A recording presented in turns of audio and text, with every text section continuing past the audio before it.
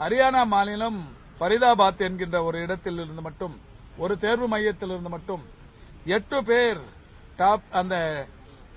Top list 100 என்று சொல்லுவோமே, அந்த 100 முதல் மதிப்பெண் பெற்றவர்கள் என்று அறிவிக்கப்பட்ட பட்டியலில் 8 பேர் இடம்பெற்றிருக்கிறார்கள்.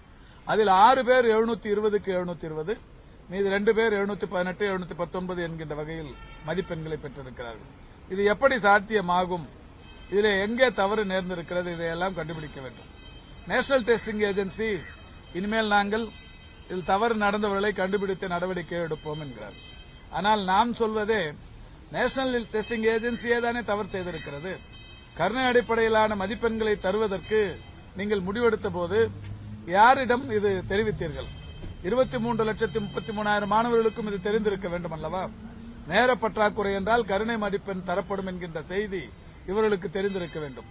நீங்களாகவே இந்த காமன் லா அட்மிஷன் டெஸ்டில் கிடைத்த ஒரு தீர்ப்பை கையில் வைத்துக் கொண்டு அது நீட்டுக்கு விலக்களித்து இந்த மாணவர்களுக்கு கருணை மதிப்பெண்களை கொடுத்து இவ்வளவு மாணவர்களுடைய மன உளைச்சலுக்கு இன்றைக்கு நேஷனல் டெஸ்டிங் ஏஜென்சி காரணமாக இருந்து கொண்டிருக்கிறது.